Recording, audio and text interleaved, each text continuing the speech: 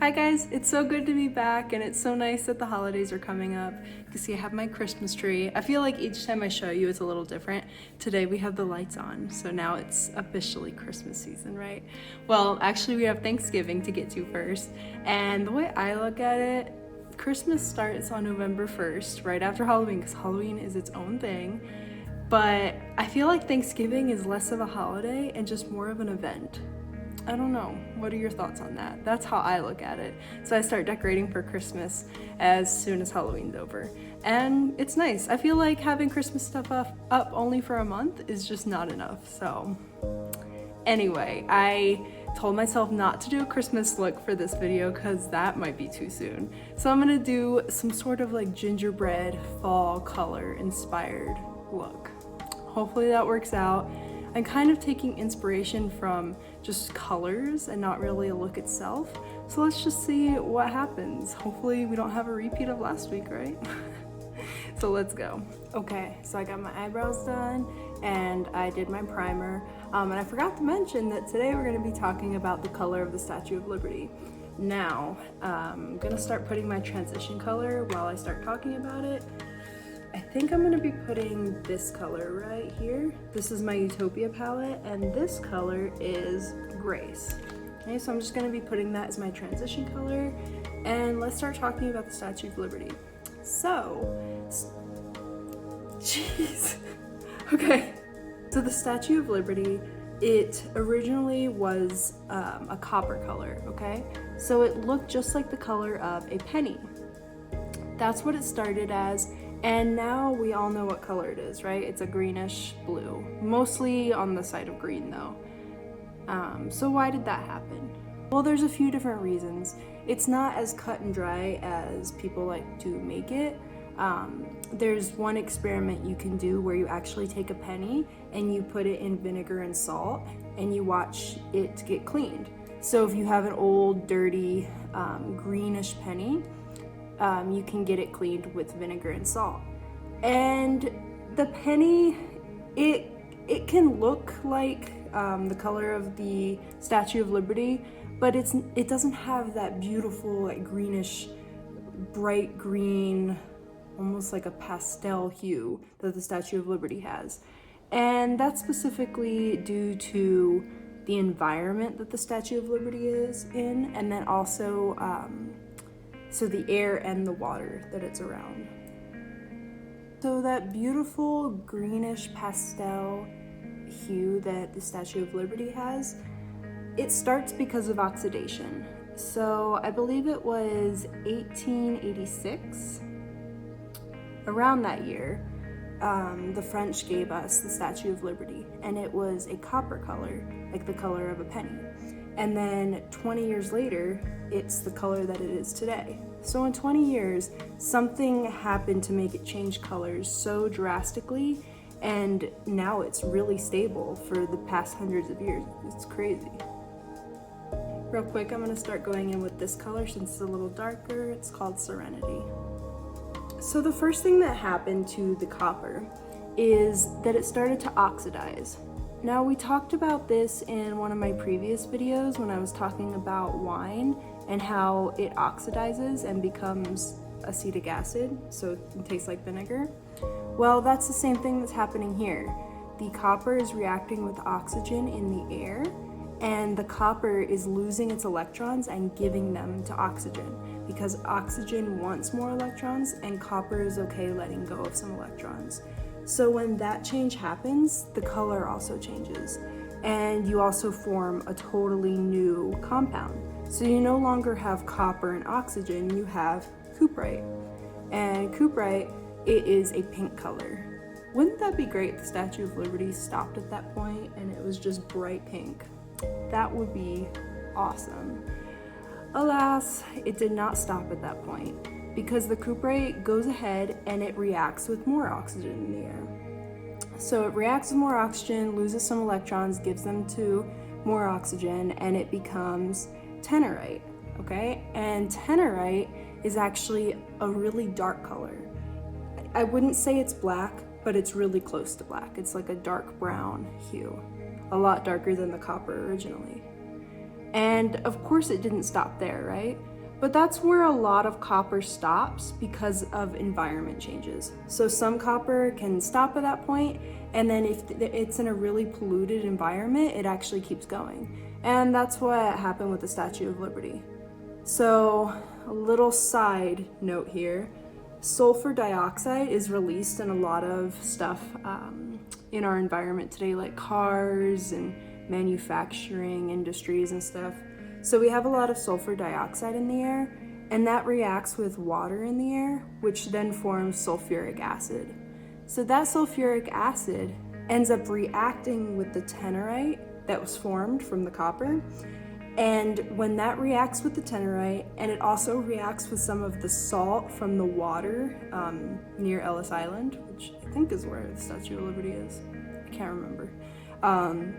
But anyway, it's the tenorite, the sulfuric acid, and the sodium chloride.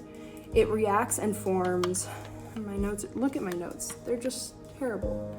And I don't have my glasses on. But all three of those, they form brockgenatite. Y'all, I looked up how to pronounce this word after I filmed. Not only did I butcher it, but nobody seems to know how to pronounce this word. So I'm gonna let you use your imagination on this one. Some people say broschentite, some say brockentite, some didn't say either of those. So let your imagination run wild with this one. That compound is actually green. Okay, so that's where we start to go from that blackish color and it starts to become more of a green. But it doesn't stop there.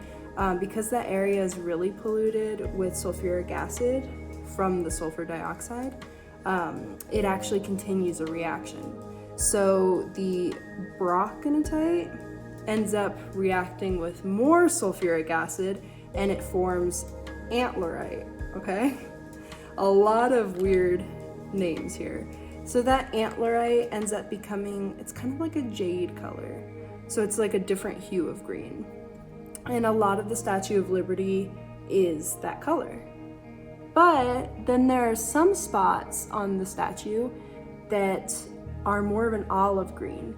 And that is when the sodium chloride, the salt from the water, you have some sea spray come up and hit the statue, and the chlorine detaches from the salt and it starts to form a new compound. So you have chloride, which is the ion of chlorine. This is so much information.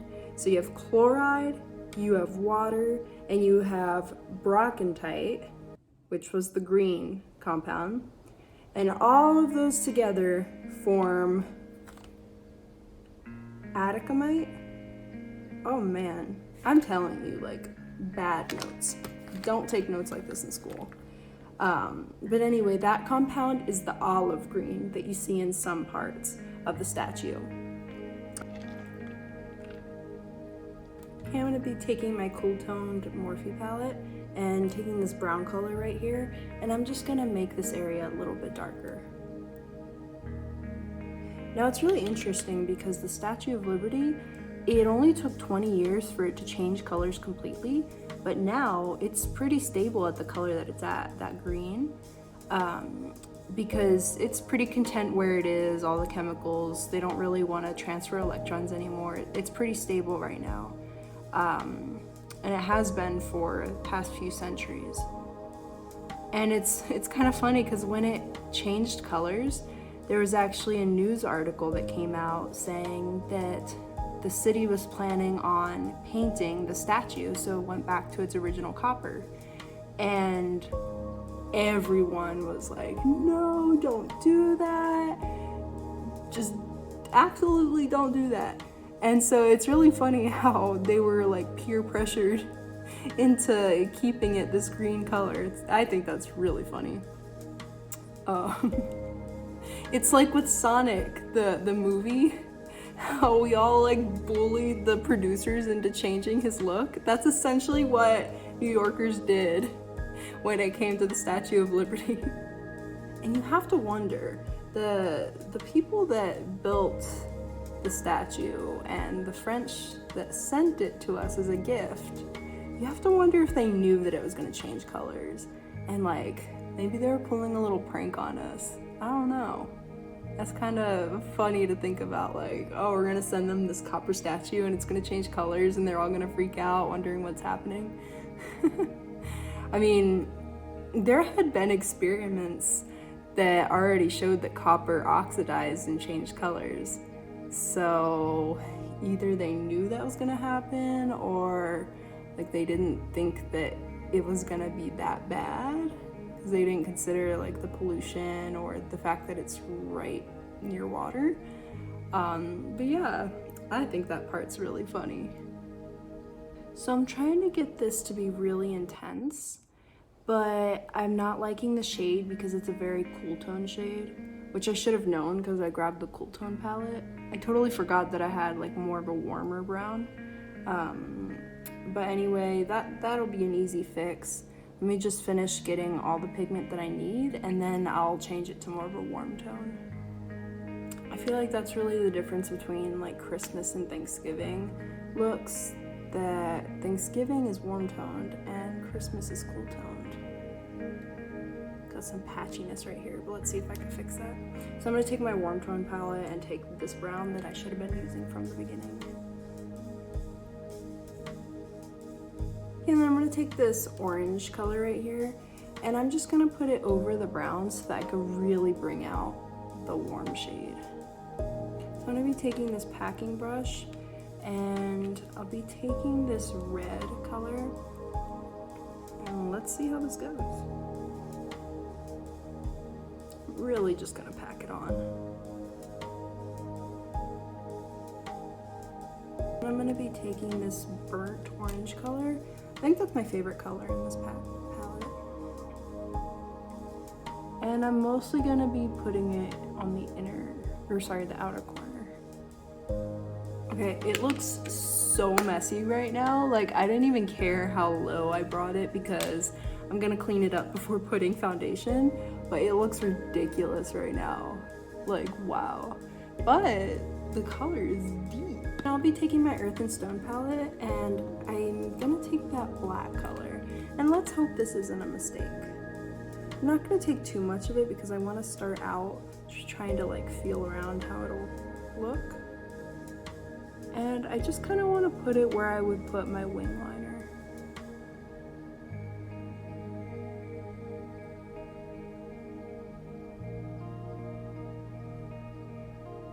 And I'm just gonna be pressing it on now that I started building that color, just because I really want it to stand out in comparison to the brown. I don't really want it to all blend together, because that's when it starts to look messy, which, yeah. I'm gonna go back to my Utopia palette and take this color Zen right here. I really like this color. And I'm just gonna be putting it in my inner corner. Oh wow, that really helps.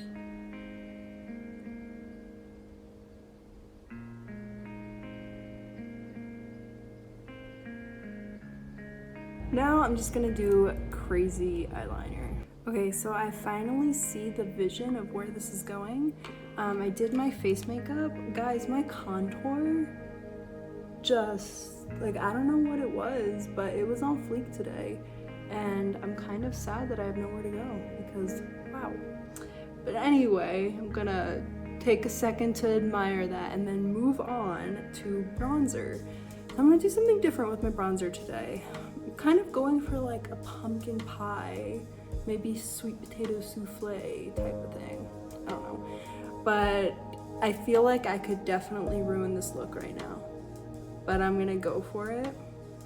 I'm gonna take my blush brush, dip it in the bronzer, and instead of putting it here, which is what I normally do, let's hope this works. I'm just gonna put it here, almost like being sun-kissed, but like in the fall.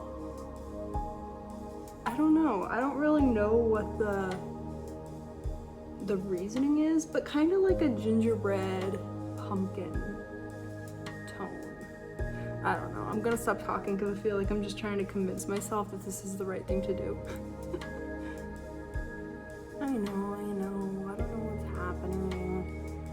just trying to make it look cute. Okay. I still don't like how it's bringing a lot of attention to my under eyes, but I have a couple ways that I'm gonna try to fix that. But first, it's very necessary that we have freckles. Very necessary. So I'm gonna take my Earth and Stone palette and take this brown color right here, and I'm gonna dip my tweezers. I'm gonna squeeze them together and just dip them in the powder and just press it on the skin. And that's literally the perfect way to get freckles. Also, if you wanted to go faster, don't squeeze the tip together, and you could do twice as many. Okay, I think that's enough freckles, but you can see that they're pretty intense right now, so I want to dim them out a little bit. I'm going to take the butt of my beauty blender and just gently dim them out, because you don't want to start spreading them, because then you're just going to get a muddy mess, and you don't want to make them disappear.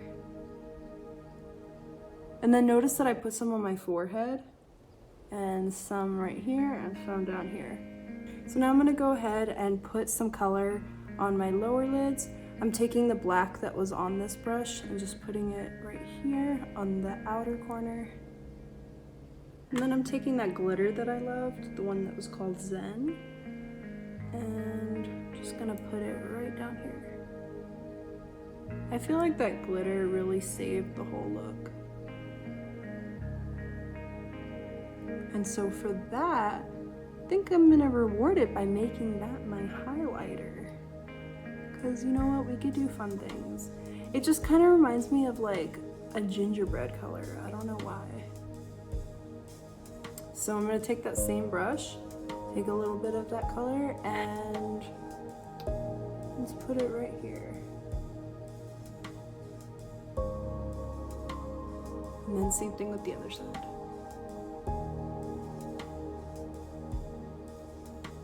Lashes. I'll be right back. This is the completed look. Honestly, I have to say, this is probably one of my favorite looks that I've done. It fits. It could even fit like all year. It could be something that you wear to an event. It could just be an everyday look. I mean, who cares, right?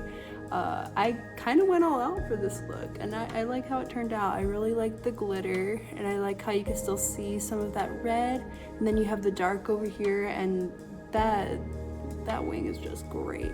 And the freckles really bring it all together. This is the nude liquid lipstick from the Coco Kylie collection that I have from my previous video. I love this one. I think it helps bring out some of that warm tone from all the rest of the colors. And my hair, I recently curled it, and I've been doing some different stuff to it. So I think I'll make a video on that and how I've been styling it recently. It's a bit of a mess today, but hopefully it looks kind of fun for this fall look. Anyway, I hope you guys have a great day. I hope you guys learned a lot about copper and what happens when it oxidizes and why the Statue of Liberty looks the way it does today. And yeah, I'll see you guys next time. Bye.